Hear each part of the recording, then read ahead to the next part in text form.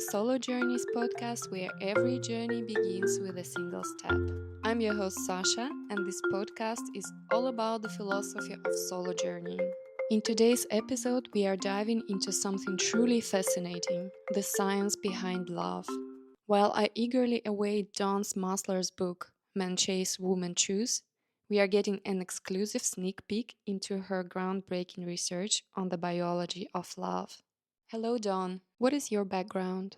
My background, I'm a biologist. I'm currently an adjunct professor, and I teach Purdue Global and Nova Southeastern University. I started researching relationships, which eventually got me into researching the science of love. I was more interested. I wrote my first book about issues I had in relationship. It started a long time back. I just wrote down issues that I had, which ended up going into magazine articles, ended up being a book. And in this last book, I really wanted to understand the science of love. And since I work for a university, it was easy for me to be able to do the research. Could you please clearly explain what is affiliation? How does our body work when we fall in love? Okay, what I need to probably start with is explaining that there are actually four distinct phases when it comes to love. The first phase is not really love at all. It's attraction. That is really based on fear. We oftentimes feel we're attracted to someone. We get the butterflies, we get the sweaty palms. That's all about fear. It's Mother Nature's way of telling you to pay attention. If we get past this, we can build into a relationship where we fall in love. So the next phase is going to be the attraction or the dating phase. The dating phase is where we build up the neurotransmitters to fall in love. And then the third stage is a distinct neurological phase that we call falling in love. Totally different from the other two. How we get there is different for men and for women. But what happens once you're there is the same. We see total brain chaos, to be honest, for about 2 years. And then the fourth phase is long-term love, where we see totally different from falling in love, where we see neurotransmitters that are firing around the same as like brotherly love and morals and ethics. And we see activity in the back of the brain now near the transmitters for opioids. So it's more of a calming love. And when you fall in love, we see it almost looks like cocaine or crazy love. Like a drug addiction. Oh, yeah, very much. It caught my attention when you said the first phase of the whole process is based on the fear. Yes, a lot of the attraction is based on fear. Why, I don't know. Professor did something called the bridge study. And it was, I think it was Stony Brook, where he put two groups, one on a low bridge on a babbling brook, and then one on a very high bridge. And he did the same experiment to each, where they had a person come into the middle of the bridge and start that conversation. Well, what he found was that on the higher bridge, the person that was walking across the bridge found the other person more attractive. It was called misattribution of attraction. So the higher the bridge, the scarier the bridge, the more attracted you are to the person that's on the bridge. So could we state here that the person finding herself or himself in a difficult life period might be attracted, let's say, easier? Not necessarily easy. You know, the stereotype of women being attracted to the bad boy, there's an element of fear. So that heightens attraction. Falling in love is always risky. Heightenedness of attraction kind of coincides together. So we see it also with men that go to war. They bring home war brides. That the fear of the war, all of a sudden, those two people are more attracted. They're both in a stressful situation. They're more attracted. So the theory is not necessarily that this is what brings on love. The theory is that Mother Nature, when you're in a stressful situation, will attract two people as a way to perpetuate the species. The why behind a lot of the research is still not really completely understood, but we can see what happened. We know that the norepinephrine, the stress hormone, increases. We know that it heightens attraction to two people.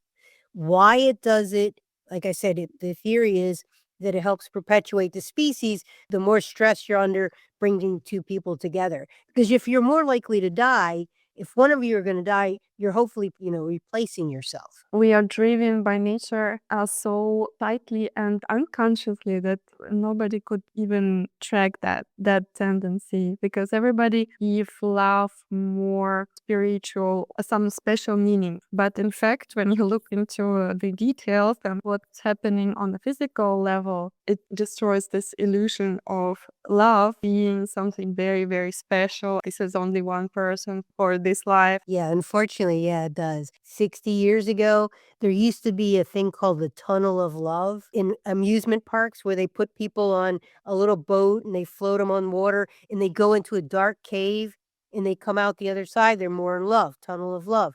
But basically, a dark cave is scary, so it heightens attraction. Interesting. I don't want to disillusion everybody. Once we understand what's happening, then we know that that attraction from across the room doesn't necessarily mean anything. It could just be fear. Just don't confuse. There's no such thing as love at first sight. Now, the next part is where you start to fall in love. And that falling in love actually takes some time. And some hormones? Yes. During that phase, dopamine kicks up for both of you. And for men, testosterone kicks up. So we see an elevation of dopamine, elevation of testosterone, and an elevation of something called vasopressin, which is really interesting. Vasopressin is really associated with like salt balances. And when it comes to love, it's associated with falling in love. So as a man becomes sexually interested in a woman, his vasopressin goes up. But if he's sexually satisfied, his vasopressin goes down. So for him to fall in love, he needs to have the testosterone, vasopressin go up, and then all of a sudden they go to a certain point, then they go crashing down. That's when he falls in love. But if it goes down before he gets to that point, he loses interest. That's the timing of the sexual act that really kind of plays into that. It's a good strategy for women to build first the affiliation base, then go directly to this phase. Correct. That's men. Women, on the other hand, is dopamine and oxytocin. And oxytocin grows as you kiss, cuddle, caress, and you trust. As you learn to trust a guy, the oxytocin goes up. The problem with oxytocin is once a woman has sex, her oxytocin goes up, like skyrockets. And she can fall in love before he does. And she can fall in love after he's lost interest, but he still may be interested in sex. So in that point where you have that she's in love and he's not, you get these crazy relationships where he'll call her at 3:00 in the morning. She'll wander over his house and she doesn't understand why she's there. Feels like she's addicted to him because she's fallen in love. She's lost part of her brain, actually. Once you fall in love, parts of your brain deactivate. Brainless. Exactly. I'm so excited, even though news are not the best, I have to say, but it makes me really to understand and clearly identify what's going on in your body. So let's talk about when you fall in love. This is the crazy part. So you know serotonin, right? The hormone of happiness. Sorry, what is the difference between dopamine and serotonin? Dopamine is when you get excited, you play a game, you're having fun, dopamine.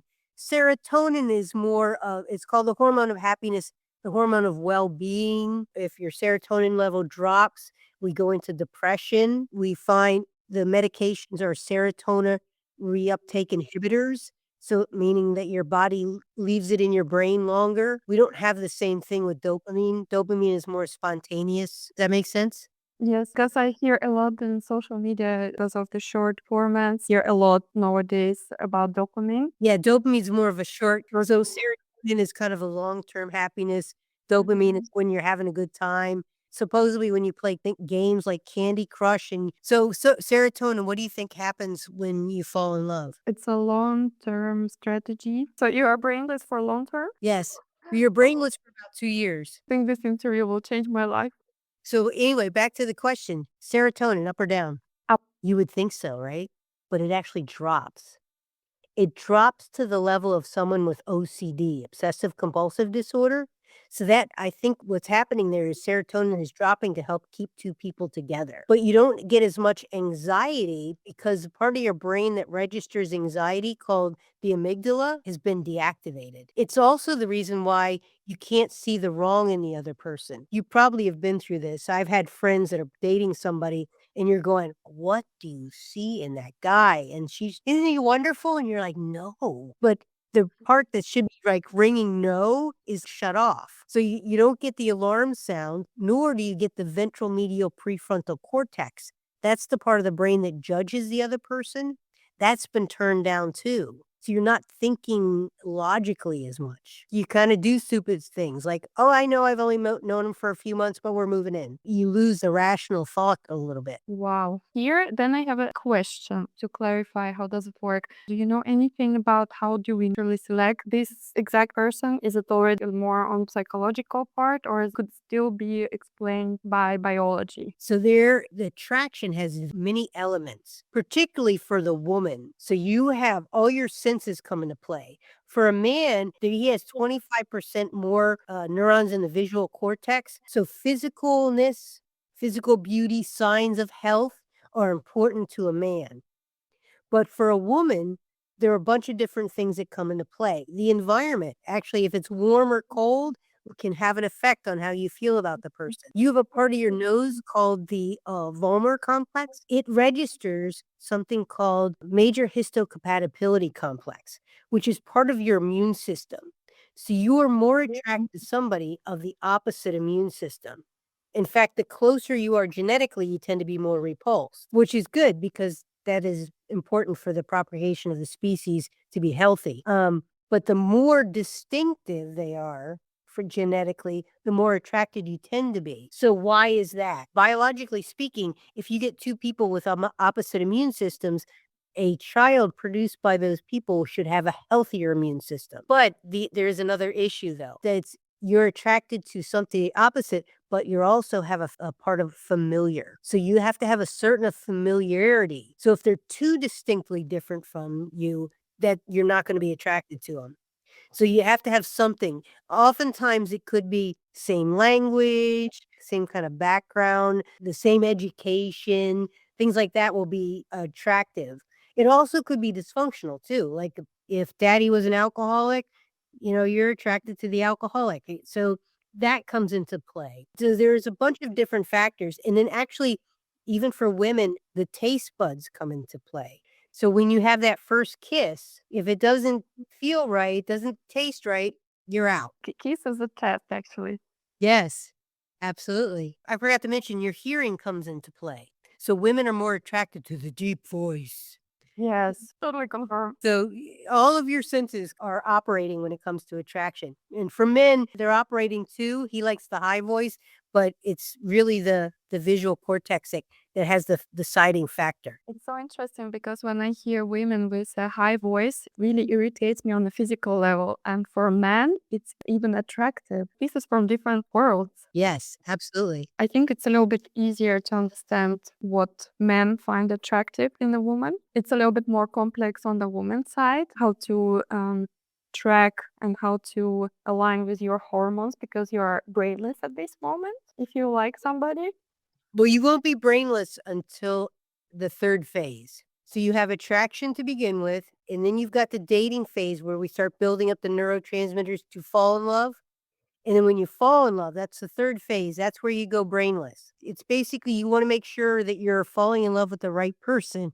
As I said, it's a timing of sex a lot of times for women. What would you recommend? For a woman, For both. for a woman, you want to make sure that that time before you have sex is the time you need to judge the other person. Make sure that this is the person that you want to be with. Because once you have sex, your oxytocin level gets to a certain point, then you're probably going to fall in love. And if you do, your brain can be working right to judge that person. What ends up happening with women like that, they jump into those type of relationships, have sex too quick, they bounce in and out of relationships because they're get attracted, they have sex, they fall in love, then their brain comes back, they're like, what happened? They get rid of them, they go through the phase over again. They meet someone, boom. And for women that have had problems in their past, divorce, parents, trouble, issues, sometimes their amygdala makes it difficult. The sexual relationship will shut down the amygdala, and that's not a good way to do it. The better way is to meditate. Meditate, don't have sex. Replace sex with meditation. I like this message. Here's the really crazy part. So you say how long? How long you wait until you have a sexual relationship is when the man commits. So when he has to say it verbally, when a man makes a committed relationship to be exclusive, we see a drop in his testosterone, which precipitates him falling in love.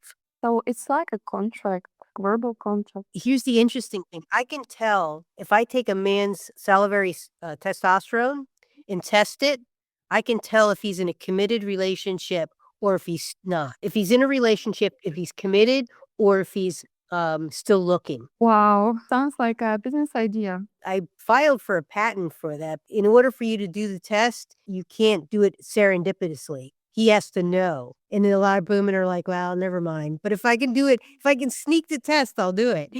Well, that's also a way. And if I may ask, what is your status? We've only been married like 5 years. We actually been together for about 18. And the funny part is after I did all this research and I published the book, the second book, Men Chase, Women Choose, he split up. I'm like, what in the world? I'm a love expert and you're splitting up with me? This can't be happening. But we ended up getting back together. I was a bit cocky when I published the book, like I really knew what love was about. Can you share a couple of moments? How did you deal with that? Well, unfortunately, I think I was a little too logical. We would have these arguments, and I'm like, look, I know what love is. Let me tell you how it works. And that didn't go very well. People don't want to be dictated to. So we split up. I stopped doing that. We got back together. We got married. After you went through all the hormonal gains, after 2 or 3 years, when you suddenly start to gain your brain back and you see a true person next to you, what is your recommendation in this phase? This is the important part. Once you go through the craziness of falling in love, your brain's going to come back.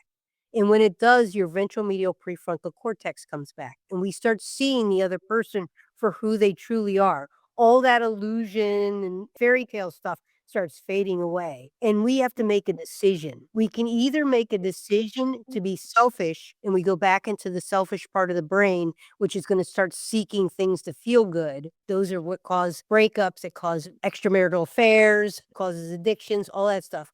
Or make a decision to become a higher brain being and decide to love. Once we make the decision to love someone as they are, we start seeing activity in our prefrontal cortex. That's where there was no activity before, or not that much before when we fell in love. Now we see a lot of it. And it connects with ethics, morals, brotherly love, compassion, all these parts of our brain that we see with higher mankind. That's where we see with long-term love. It really starts having activations of the outer part of our brain, the more evolved part of our brain. And we see it in the back. It's a different type of love. It's not that crazy excitement anymore. It's more of warm, nurturing love. People that are in love in long-term relationships live longer. It's more healing. It's pain relieving, like with the opioid receptors, where we see the pain relief factor. They're not as much emotionally or physically. It's really kind of a cool thing. Long-term love, after those couple years, can go on for a lifetime. Those two people now become better than they were before. We also know that you can actually skip through these. You don't have to go through all those phases. So people like in arranged marriages where they've already made the mental commitment because they know that that's what they're supposed to be doing, they skip right to long-term love. They don't have to go through the crazy phase and all that stuff. First phase is always very exciting, emotional, and emotional on plus side as well as on the minus side. But it's like a drug, probably. Well, we do see the different activations look like the activations of different drugs. So the falling in love does kind of look like cocaine in your parietal lobe. in long-term love does kind of look like opioids in your opioid receptors, or heroin, I should say. I have a lot to digest. Listen to it one more time. Well, once you read the book, come back and maybe we'll talk again because that will give you a better perspective. I will do that. Would you have any other ideas, thoughts that might help men and women who are searching for the partner? What I would say, instead of searching for somebody, start dating. But really, what you need to do is have fun and enjoy yourself instead of looking for constantly judging that other person, because that judgment really interferes with being able to fall in love. But if you're having a good time, you're going to fall in love more naturally. So don't take it so seriously. What do you think is this phase good for before our brain switches off? There are a bunch of hormones are activated. What can we use it for? Well, you can use it for a lot of things. In fact, some men will delay getting into a relationship because when he gets in a relationship, his testosterone drops. So in that beginning phase, his testosterone's still high before he falls in love. And he may push off falling in love because he needs that testosterone to finish his degree or build his business or get the Olympics or qualify for boxing, doing all these different things. So in the same thing for women, if you're trying to do something in your life, this is the time prior to looking for a relationship to do it. Use that moment where you have the excitement and stuff that's going on in your body, but do something else with it. Like finish the degree, build the art piece that you want to do, start the business, file the patent.